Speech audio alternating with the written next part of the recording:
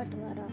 रमेश के दो बेटे थे, रोहन और सुनील। राहुल जो रमेश की बहन का बेटा था, वो बचपन से ही रमेश के साथ रहता था। राहुल के माता पिता की मृत्यु जब वो 4 साल का था, तब कार एक्सीडेंट में हो गई थी। तब से राहुल अपने मामा रमेश के साथ ही रहता था।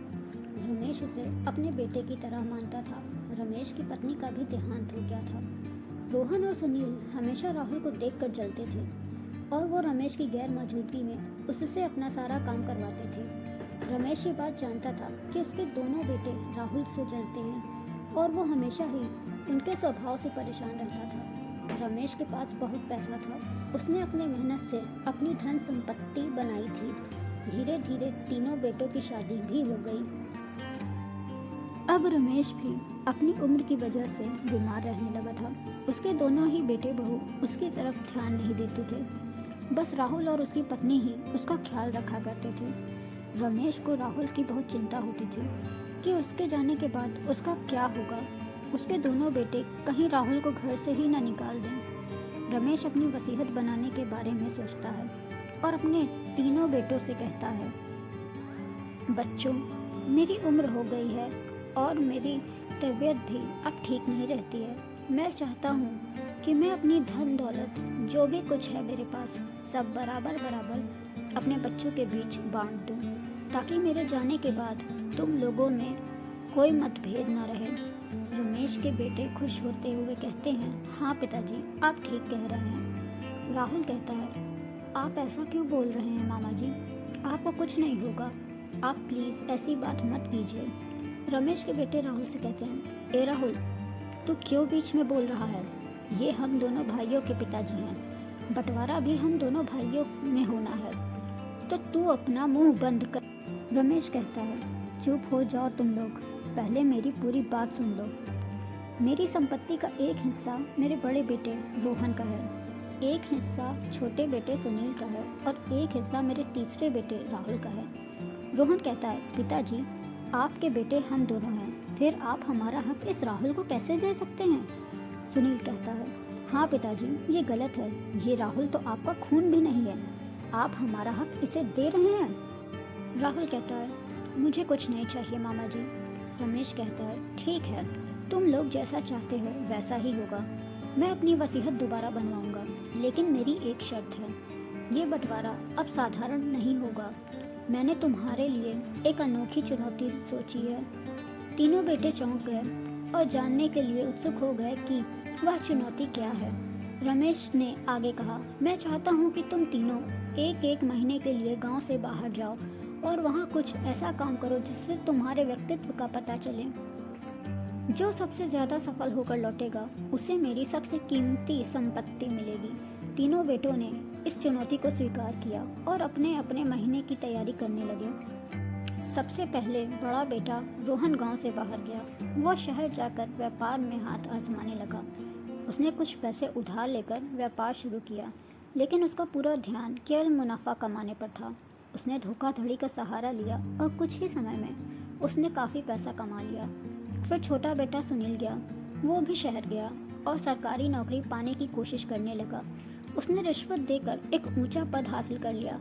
उसने सोचा कि पिताजी को ये जानकर गर्व होगा कि वो अब एक ऊंचे पद पर है और उसकी संपत्ति पर पहला हक उसका होना चाहिए। आखिरकार अब राहुल की बारी आई।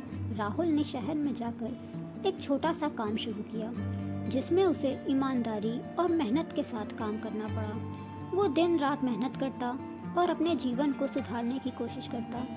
धीरे धीरे उसकी मेहनत रंग लाई और वो अपनी ईमानदारी से कमाई करने लगा। वो अपनी मेहनत से संतुष्ट था और अपनी जीवन में बदलाव देखकर खुश था। एक महीने के बाद तीनों अपने गांव लौटे और पिताजी के सामने अपनी सफलता की कहानियां सुनाई। रोहन ने अपनी भरी तिजोरी दिखाते हुए कहा, पिताजी, मैंने व्यापार में काफ़ी सफलता हासिल की है। अब मैं एक अमीर आदमी हूँ और आपकी संपत्ति का असली हकदार भी हूँ। सुनील ने अपने ऊंचे पद को बताते हुए कहा, पिताजी, मैंने सरकारी नौकरी में ऊंचा पद प्राप्त किया है। अब मैं समाज में प्रतिष्ठित हूँ और इसलिए आपकी संपत्ति पर मेरा अधिकार है।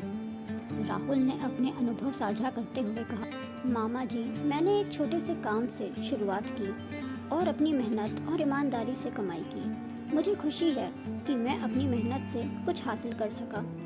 रमेश ने तीनों बेटों की बातें सुनी और मुस्कुराते हुए कहा, मैंने तुम्हारी सफलताएं देखी है, लेकिन संपत्ति का बंटवारा केवल धन दौलत के आधार पर नहीं होगा।